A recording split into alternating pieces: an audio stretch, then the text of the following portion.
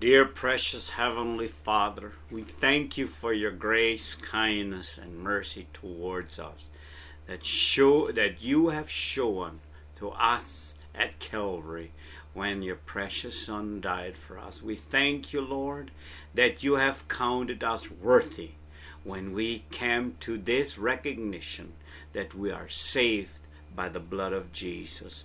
Lord, help us to believe. Help us to see thy compassion for us, that we will not have to wonder whether you really saved us. Thank you, Jesus, for your word.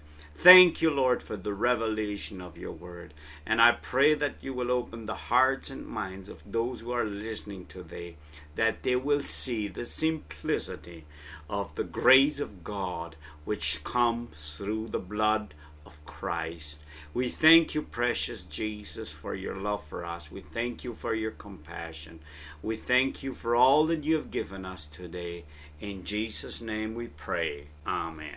We have been speaking about eternal security for the last couple of weeks, and I hope I have made myself clear that what my position is on that subject and what I believe the Bible's position is. We ask that you will study the Word and get the assurance yourself, because I believe everybody has to look for that incredible rest that the Bible talks about when it comes to the assurance of salvation. And we notice that people who believe in eternal security, there are some that are pretty militant about it. They go about and proclaim it and try and talk to people and tell people. They seem to want to pressure people into believing what they believe. And this is also true on the other side of the story, where people don't believe in eternal security. They have the same attitudes. And we as Christians have to be careful on our position either way. Let us have respect one for another. And we'll ask God to help us to have fellowship one with another, even though we don't quite agree on the subject. For God is a God of peace and not a God of confusion. I want to bring to your attention a chapter in Romans 14. It says, "Hast thou faith? Have it to thyself before God. Happy is he that condemneth not himself in the things which he alloweth." So have it to thyself before God. For happy are you in whatever situation that you're most comfortable with. My concern is not for those who are militant about their eternal security or about those who are against eternal security. My concern is for those who hardly dare to believe for their salvation. My compassion lies with them. And also my compassion and concern lies with those who talk about their eternal security and tell people that they have it, but in their hearts they're not quite sure of themselves. I want to talk to you today on those who are not quite sure that they have Christ, and on those who hardly dare to believe that Jesus would come and save them despite of what they did in their life, despite of how they are brought up. It does not matter. I want you to go to Mark chapter 9. We'll start in verse 17, and we'll see the great compassion of our Lord Jesus Christ. It says, "And one of the multitude answered and said, Master, I have brought unto thee my son, which has a dumb spirit. And wheresoever he taketh him, he teareth him, and he foameth and gnasheth with his teeth, and pined away. And I spake to thy disciples that they should cast him out, and they could not. And he answered him and said, O faithless generation, how long shall I be with you? How long shall I suffer you? bring him unto me. And they brought him unto him. And when he saw him, straightway the spirit tear at him, and he fell on the ground and wallowed foaming. And he asked his father, How long is it ago since this came unto him? And he said, Since he's been a child. And oft times it has cast him into the fire and into the waters to destroy him. But if thou canst do anything, have compassion on us and help us. Oh, I love this verse where he says to the Lord Jesus Christ, if you can do something, have compassion on me and on us. And Jesus said unto him, If thou canst believe, all things are possible to him that believe.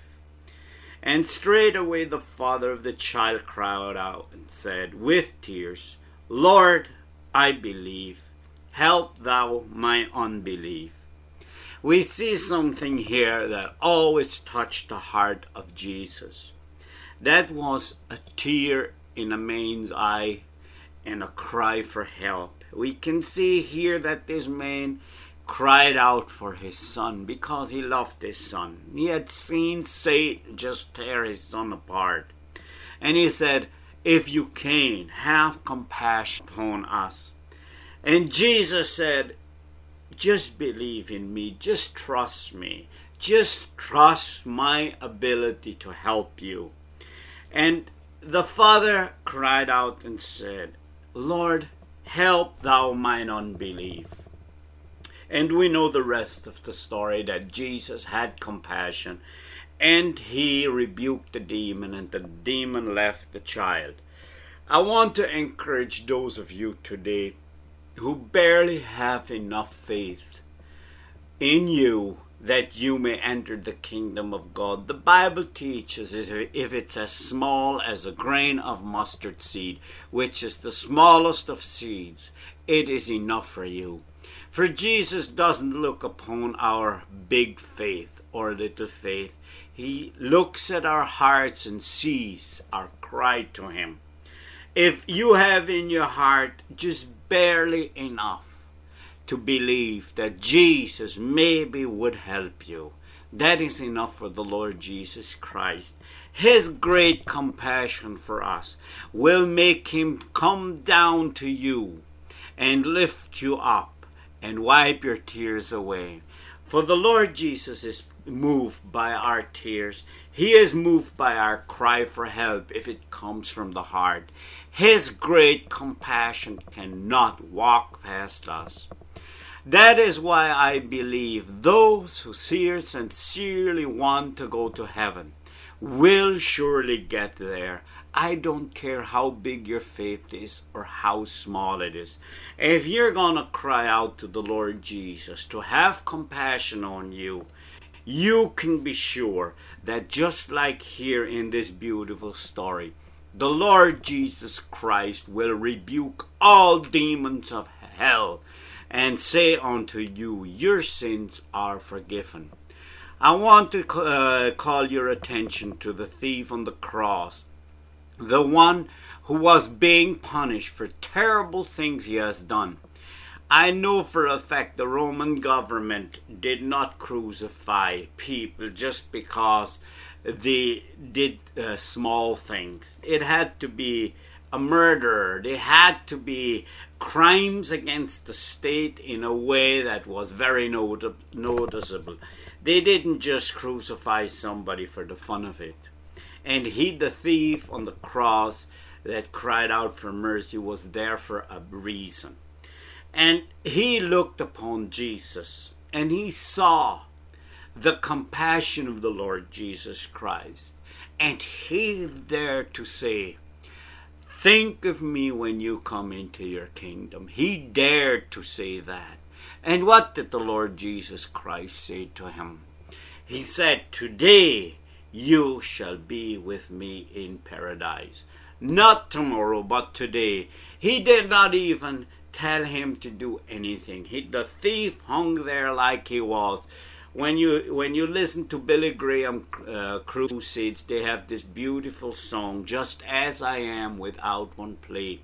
And the thief hung there just like he was, full of sin, full of shame, being punished for the terrible things he did in his life. And the Lord Jesus looked upon him and had compassion on him and said, "Today you shall be with me in paradise." I want you to bring this to your attention. The first Christian after the crucifixion of Christ to enter into heaven was a thief and a murderer, the worst of the worst. And he never had time to get baptized. He never had time to make things right.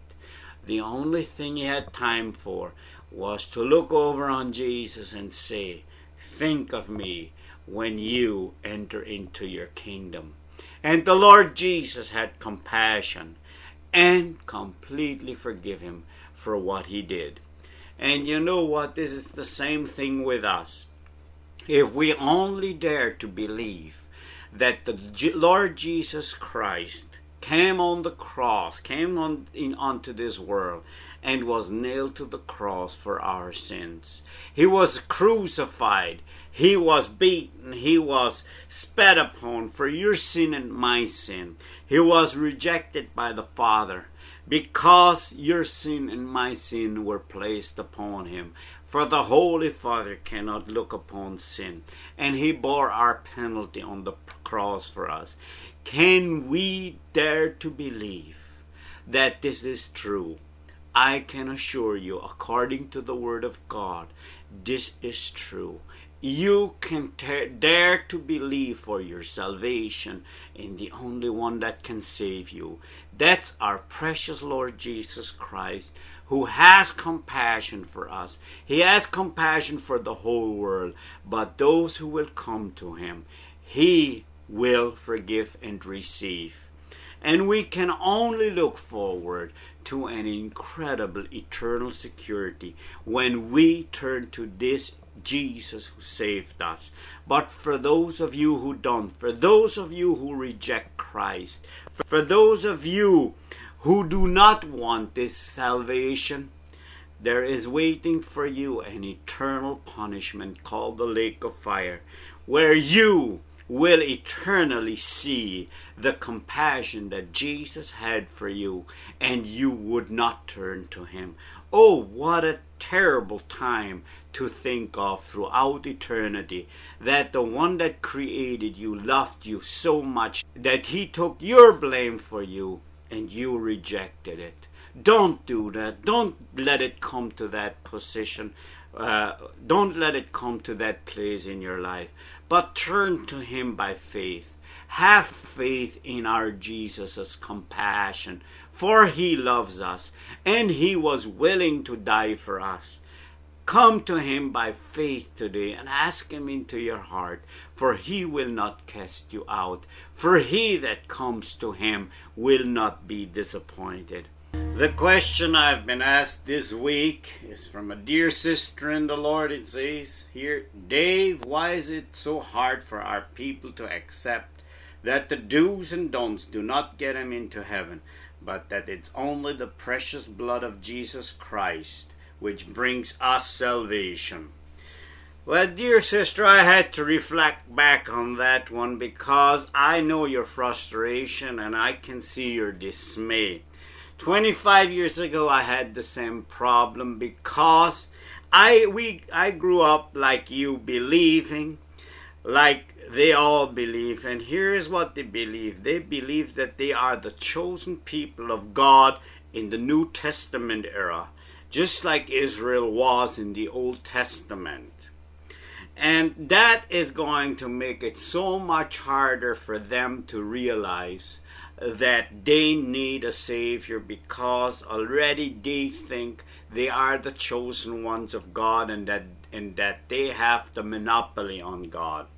But I want to say this here, that they are no better than anybody else. The Lord God said they will have to bring his people out of every tongue, kindred, people, and nation.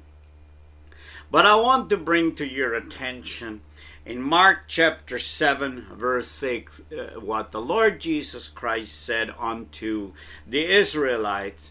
And I believe this is so familiar to us that we can completely identify with what the Lord Jesus Christ said. It says here, "This people honored me with their lips, but their heart is far from me.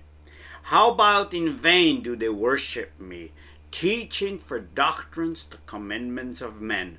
For laying aside the commandments of God, you hold the tradition of men, as washing of pots and cups, and many other such like things." And he said unto them, "Full well, you reject the commandments of God, that you may keep your own traditions." And we know that these scriptures here, they almost seem to identify to the T our people, because they have the same problem that the Israelites had when Jesus came on the scene, thinking that their do's and don'ts are what is going to appease God's hearts for their salvation. It says here, "You hold the tradition of men as washing of pots and cups and many such other like things." And we know exactly what all those other like things are, for we grew up in that system, and we know that they have piled law upon law to try to make you gehorsam. What a cop-out. For Jesus said, "He that comes to me must strip himself of himself and accept him by faith and realize that he is a sinner and needs a Savior." And dear sister, this is the conclusion that our people will have to come to, that they're no better than anybody else, that they do not have the monopoly on God, that they will see themselves as lost, without hope, and on their way to hell. And only then will they be able to recognize the fact that Jesus is the only way of salvation. But I want to encourage you today, because when I became a Christian 25 years ago, there was hardly anybody amongst our people who knew the Lord Jesus Christ.